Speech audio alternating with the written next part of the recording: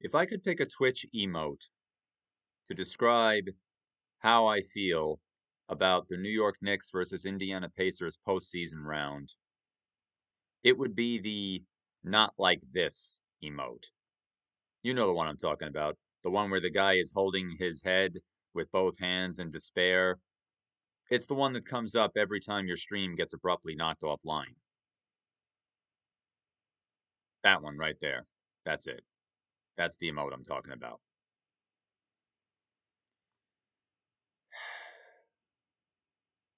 You want to talk about a postseason round that went wrong and for all the wrong reasons? This was it right here. The New York Knickerbockers versus the Indiana Pacers in the 2024 NBA playoffs. You know, I'm not sure if it's because of the news of the Twitch streaming software that I use being discontinued, or the fact that my reach on Twitter lately seems to be below zero, save for fake accounts and spam bots, or if it's just because of a bunch of other things. But I need an outlet right now to express how I'm feeling about this whole scenario. This game 7 that we just witnessed a few hours ago, sad to say, went exactly the way I thought it would go, and the way that I had predicted it would go. The only shameful thing about it is that I tried to warn people about it ahead of time, but nobody listened. Nobody listened. Instead, all these so-called sports experts and influencers have the nerve, the audacity to be utterly and completely flabbergasted as to why the Knicks lost this final game against the Pacers. Now look, math was never my best subject in school, but even I was able to crunch the numbers on this one. The reason why the Knicks came up so embarrassingly short against the Pacers is due to one important factor: injuries. Yes, the Pacers did play hard, but if the New York Knicks had not been so injury plagued right now, if they had all their main guys on the roster, then we'd be having a much different conversation right now. Honestly, it might not have even gone to 7 games. They might have won in, let's say, 5 games. 6 tops, but it certainly wouldn't have gone to 7. And that's what I mean by not like this. See, I could accept if a team of ours is defeated because they were just simply outplayed. Like they were at full strength, but the better team won. I can say that about the 2022 New York Mets, who made it to the postseason that year, but were eliminated by the San Diego Padres. Now, the Mets were at full strength. None of their key guys were injured, except for maybe Jacob deGrom, but he wasn't pitching that game, and he had already pitched the game before, and they won. But they had all their guys, and they were all at the peak of their strength. But they were just outplayed. They were defeated completely legitimately.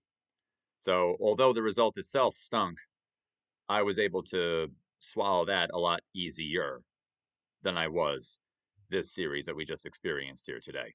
This series finale, to be exact. But to lose, not because you were outplayed, yeah, the Pacers did get a rally going, but that's because they were empowered, knowing that they did not have to fear any of our top guys.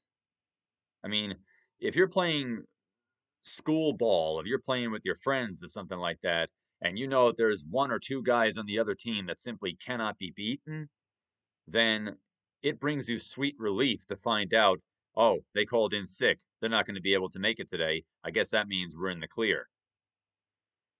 So, of course, the Pacers are going to feel empowered.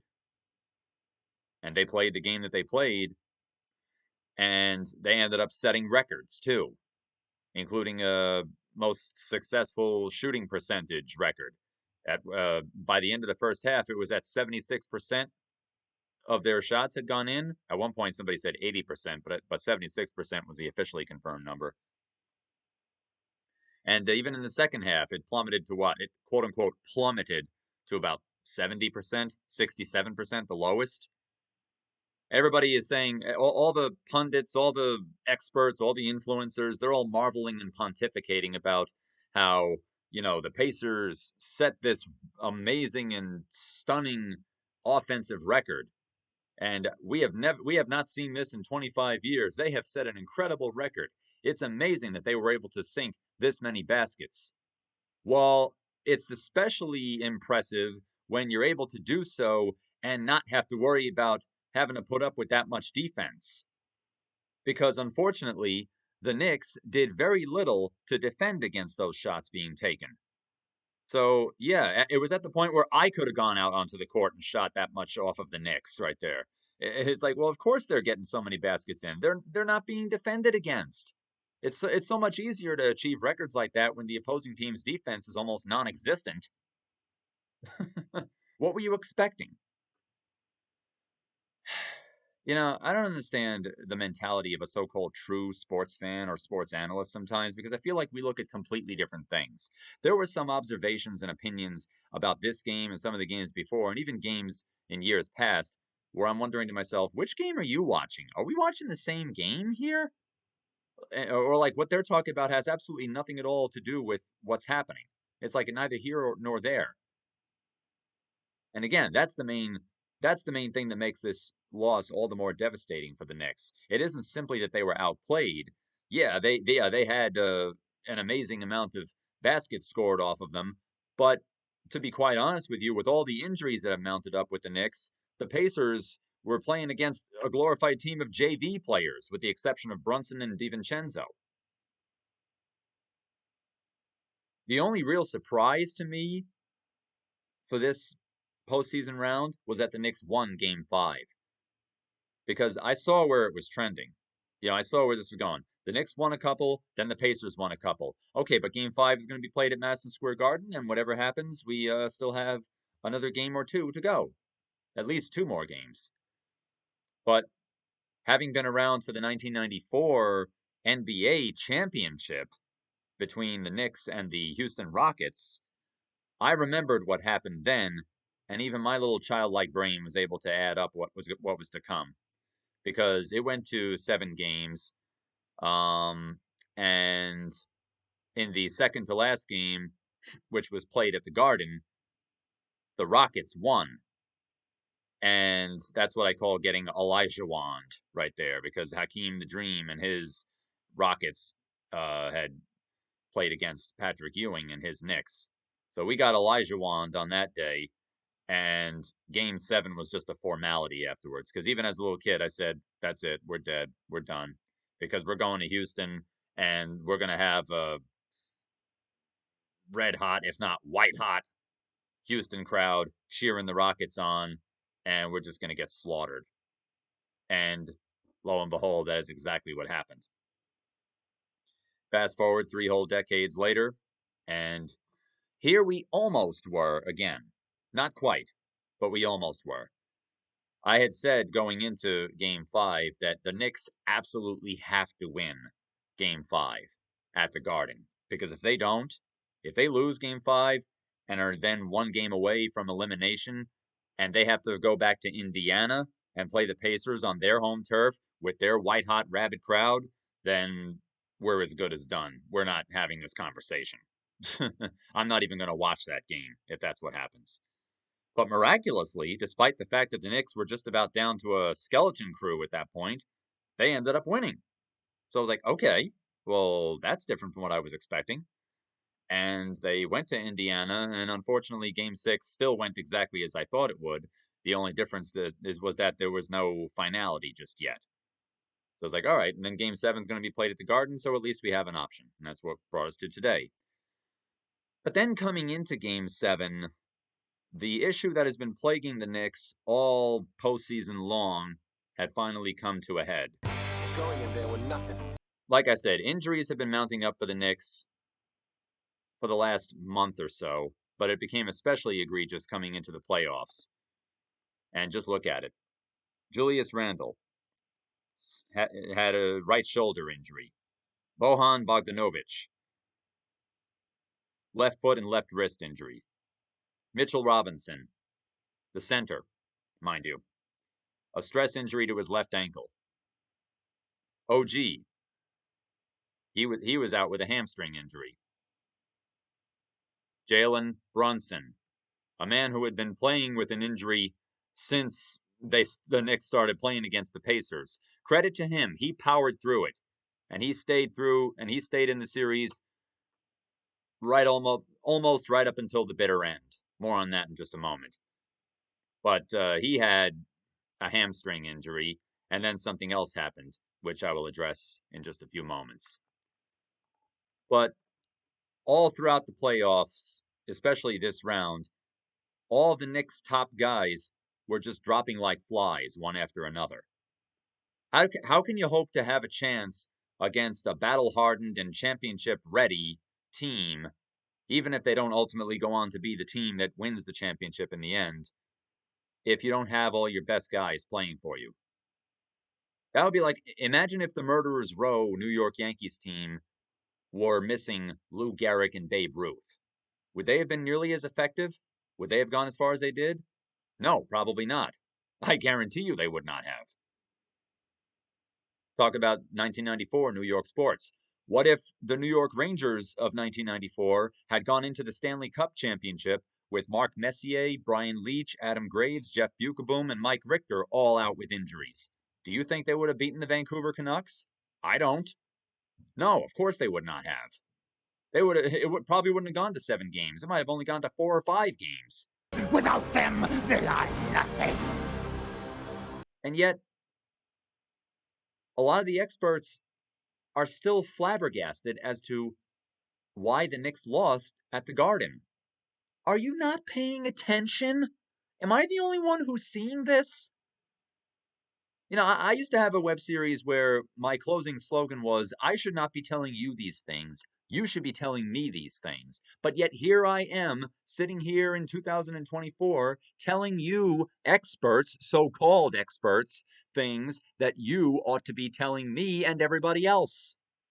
What is wrong with this picture?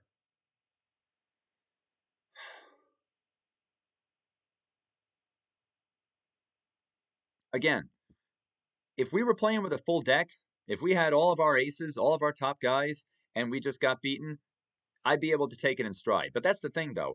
I do not think we would have gotten beaten if we had all of our top guys.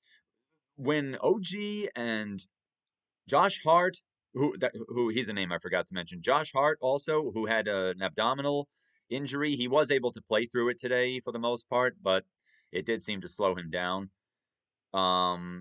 If we had OG, Josh Hart, Mitch, and Brunson all at top strength, all at the peak of their power, we would have probably wiped out the Indiana Pacers. They would have still played well, but we would have beaten them. It would not have gone to 7 games. Or let's say if all 4 of them came back for game 7, we'd be having a much different conversation right now. And I'd be coming on here to say, oh my goodness, we pulled it off. That was a miracle. That was just the miracle that we needed.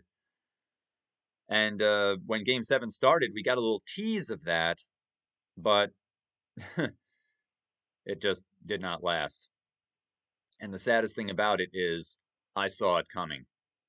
You know, I sometimes feel like I have an ability to predict the future one way or the other, but the sad thing is that people just choose not to listen to me because I'm not an influencer, because my algorithms aren't what they're supposed to be, and because I'm not a hot girl with large breasts. So that's 3 strikes on me right there.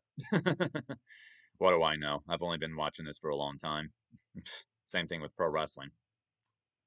But anyway, but I had said yesterday coming into today's game, I tweeted that with all the injuries that have been mounting up with the Knicks, the only 2 guys that we have left, the only 2 stars that we have left are Jalen Brunson and Dante DiVincenzo. And I wrote, honestly, at this point, I would not be surprised if one or both of them get injured tomorrow. You know, make it a complete set and bring it all bring it all to roost right there, you know? And lo and behold, that is exactly what happened today. I predicted it. I predicted it that Jalen Brunson or either Jalen Brunson and or Dante DiVincenzo were going to get injured before the game was done.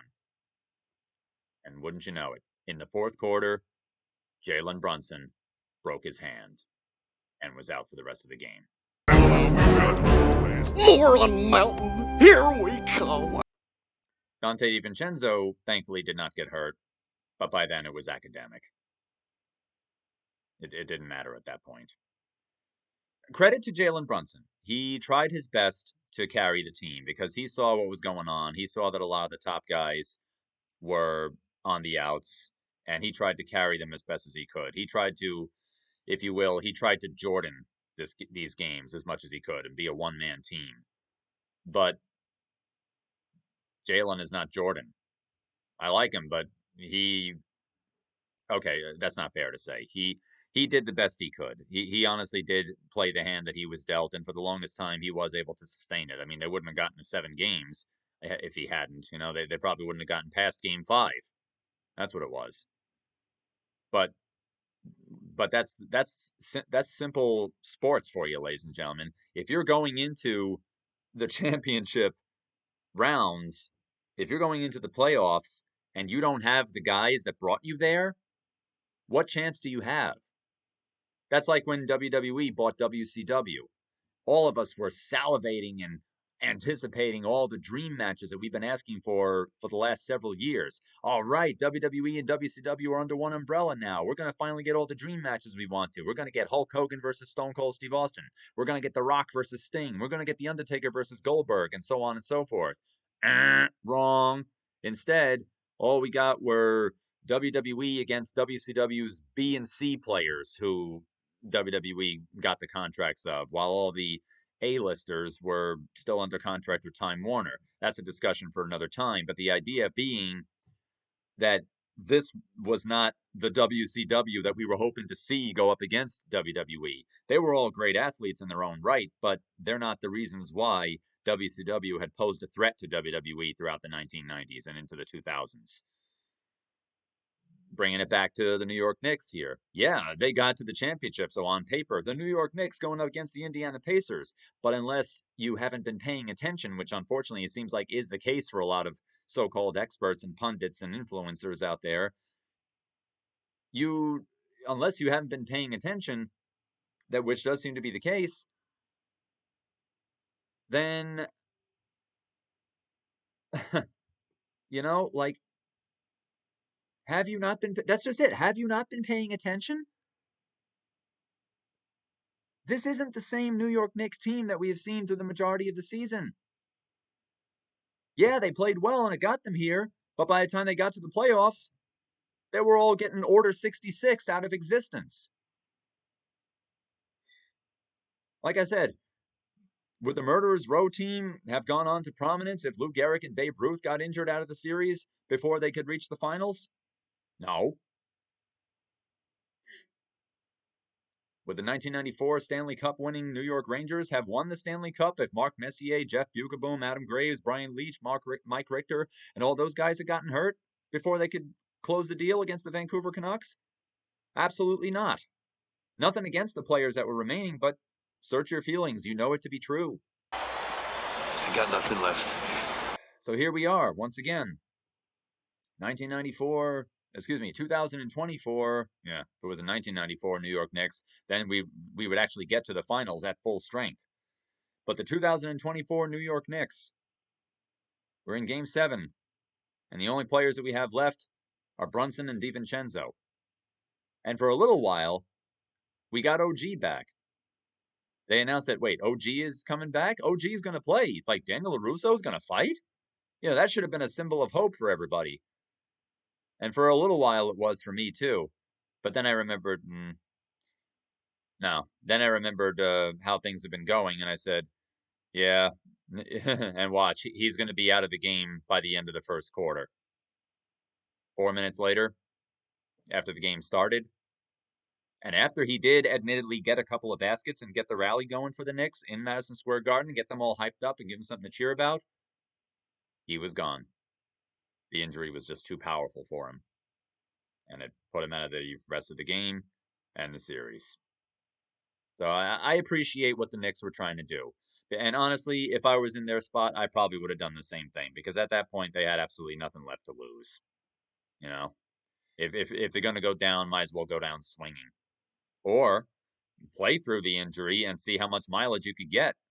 The optimist in me was hoping that OG was taken out, but they were going to save him for the fourth quarter and then bring him in to get them a last few minute rally. That's what I thought was going to happen. Like at the end of that Perfect Strangers episode where Larry benches Balky in the softball game until the very last out, and then he reluctantly puts Balky in, only for Balky to hit a game-winning inside the park home run, 2-run home run at that. But that's scripted television. Although honestly, folks, you could not have scripted today's game any better. From a narrative standpoint, it was absolutely perfect. It went exactly the way I predicted it would go. It's a damn shame that I'm not an influencer because I'd be getting a lot more engagement over this, but unfortunately, people never seem to want to give me my due. Even when I'm proven right beyond a shadow of a doubt, people just don't want to hear it because, again, I'm not an influencer. My algorithms are in the toilet. I have no influential reach beyond my immediate circle and spam bots. I get replied to and, as they say on the social media platforms, ratioed more than I get liked and retweeted for positive sharing. But hey, just because I always get ratio doesn't mean I'm not doesn't just because I always get ratio doesn't mean I'm always wrong. You just might not want to hear it, that's all. And I'm not a hot girl who's very well endowed in the chest area. It really is that simple. It really is. But what do I know? So, yeah, that's what really makes this hurt the most. That with all the injuries that all these injuries have been mounting up one after another. One injury is bad enough, two is bad enough, but the entire team got wiped out. Like seriously, it was like someone was going around sniping every single one of them. It was like they just it was like I hate to make this comparison, but it was like the New York Knicks got Nancy Kerrigan ahead of going into this playoff round against the Indiana Pacers. It was like somebody was going around breaking their bones. Why?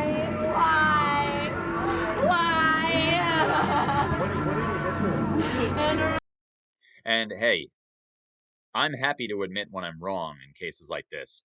Like I said, I thought that I mean, I didn't think they were done for in game five. I said that they had to win game five because if they don't, they will be done for in game six. Well, thankfully they won game five, but there was a part of me that's like, no, I don't think they have a chance. I can't watch. Tell me when it's over. But then they won game five. I would say that I had much more of a clear cut case of calling it wrong when I looked over at how the New York Rangers hockey team was doing, and it turned out they won their game and went on to defeat the Carolina Hurricanes and advance to their next round in the Stanley Cup playoffs. I thought that the Carolina Hurricanes were going to go full 2004 Boston Red Sox on the 2024 New York Rangers as though they were the 2004 New York Yankees. Yeah, I thought we were going to get a replay of the 2004 ALCS, American League Championship Series, in 2024, 2 whole decades later, in hockey form. But thankfully, that did not happen. And for those who don't know what I mean, in the 2004 American League Championship Series, the New York Yankees were playing against their lifelong rivals, the Boston Red Sox, and they went ahead 3 games to none. But then the Boston Red Sox had a miraculous comeback and won the next 4 games. The only way the Red Sox could advance was to be if they won out, meaning if they won all the remaining games that were left to be played, and they did. They made a movie that's centered about it. They made a movie that's centered around that very event happening called Fever Pitch with Jimmy Fallon and Drew Barrymore. It underwent some very interesting script rewrites, to say the least, once the Farrelly brothers and all the actors and crew members involved saw how the games were going. I thought that was what was going to happen because the Rangers went ahead 3 games to none, and mind you, the New York Rangers have won the President's Trophy, which is like which is a very prestigious honor in hockey. It's the the award that they give to the team that's won the most games in the season. So the New York Rangers had a ton of momentum going into this series, and all they had to do was show up for Game 4 and keep doing what they did for the previous 3 games. But then the Hurricanes beat them, and then they beat them again. And pretty soon, all the calls you were hearing on all the sports shows is it's happening again. And I had said I was actually the first one on Twitter to say that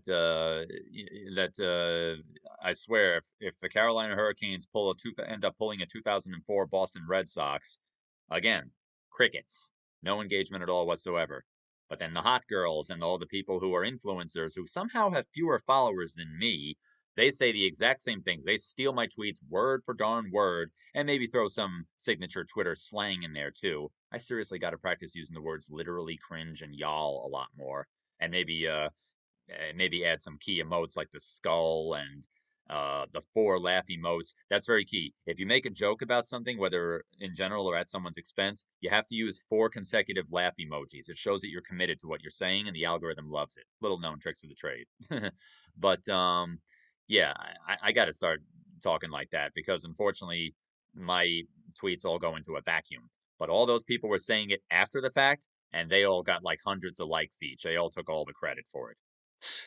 So it's and between how now I found out that yeah, my reach has indeed been throttled and deboosted on Twitter.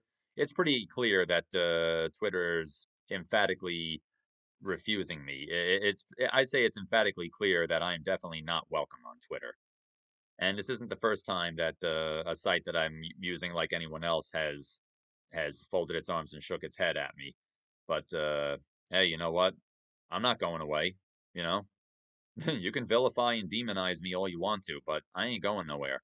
I'm going to stick around. The only way you're going to silence my voice forever well, is if you do something that if I say here is probably going to get me in even more trouble. But I'll just leave it at that.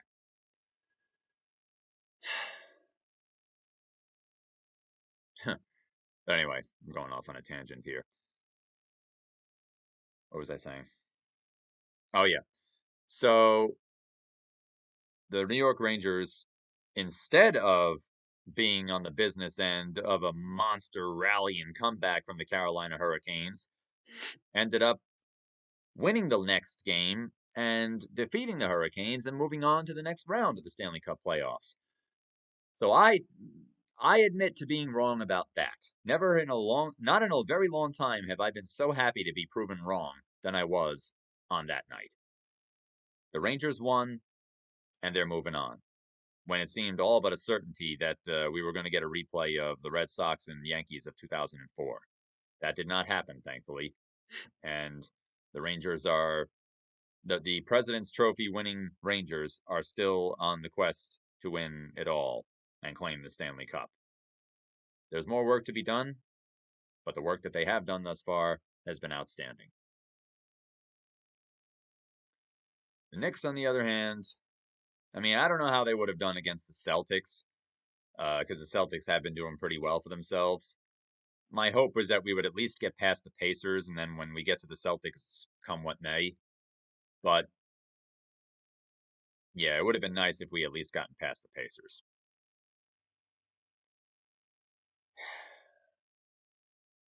And I don't understand why all the people on social media saying the ESPN crew is rooting for the Knicks. I thought one of them, what's her name? Burke? I thought she was rooting for the Pacers. Again, were we watching the same game?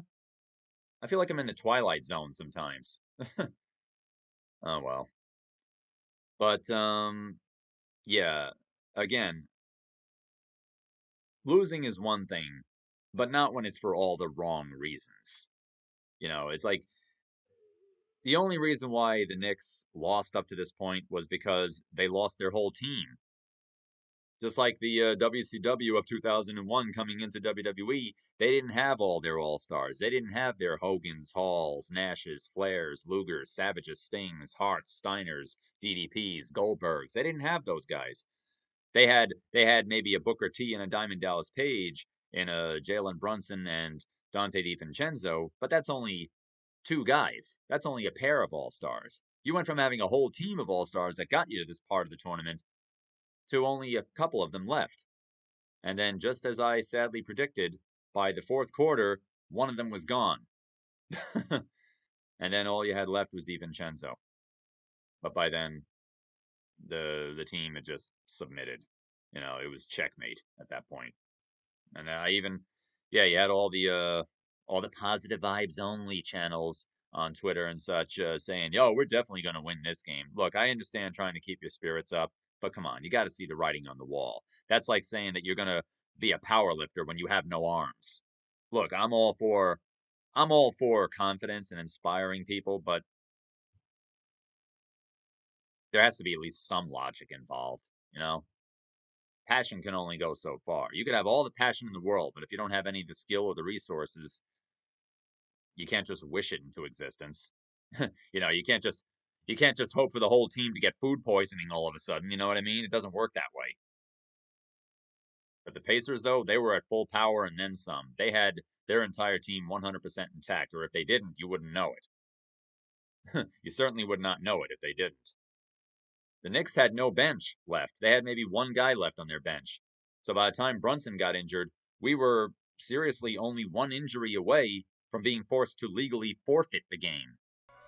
Forfeit? Precisely, Sir Altitude. We would have either had no bench left, or not even enough players to have an active lineup playing out on the hardwood.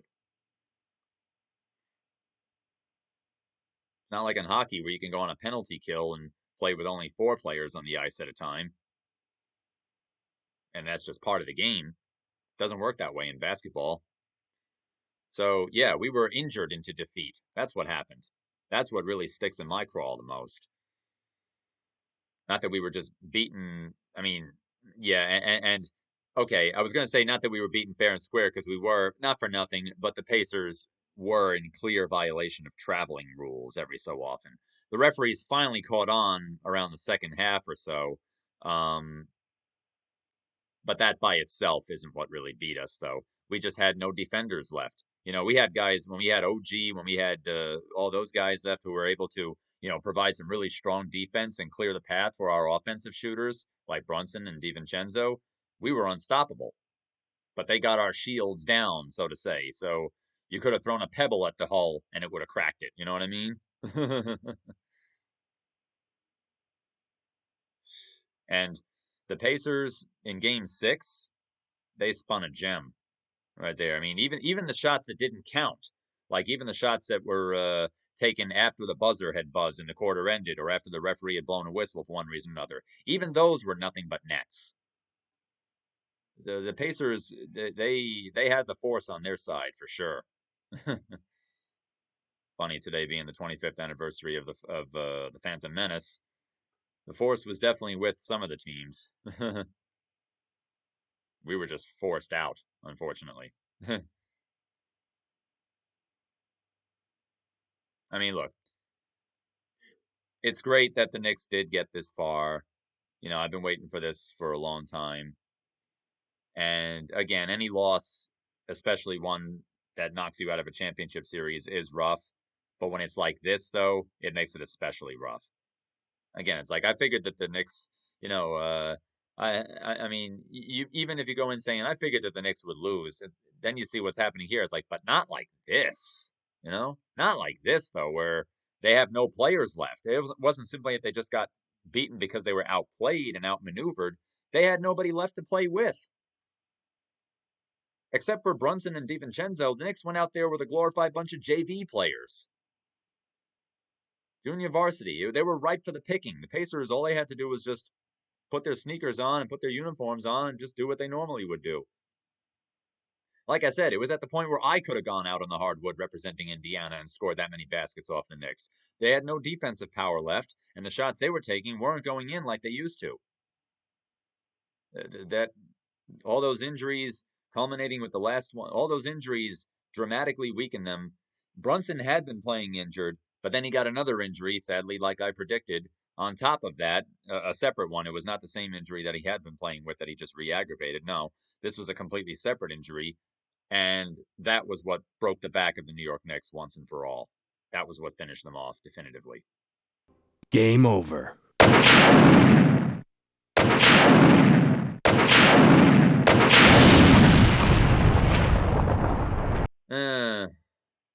Any loss sucks, but it sucks even harder when it's for the wrong reasons.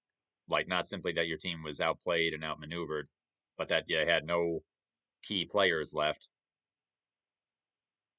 And it sucks even worse when you can actually see it coming. And it sucks even worse than that when you can see it coming and there's nothing you could do about it. And that's what often trips up New York sports teams. It isn't always that they get outplayed. It's that key injuries always happen to all the key players, making it nigh impossible for them to continue to go the distance. Because I guarantee you, if our guys had been playing at full strength, we'd be playing the Boston Celtics next week. Well, at least we still have the New York Rangers. They're going to be playing the Florida Panthers in their next round. And then I think after that will be the Stanley Cup Finals. So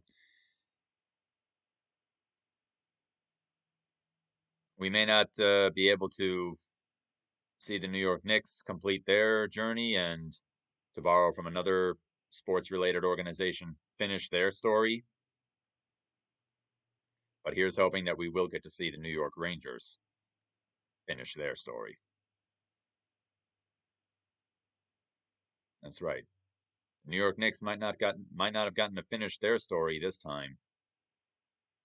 But the way things have been trending for the New York Rangers, they may very well get the chance to finish theirs. This is DWC, Daniel William Clark, lifelong New York sports fan, saying thank you for watching. And remember, go New York, go New York, go!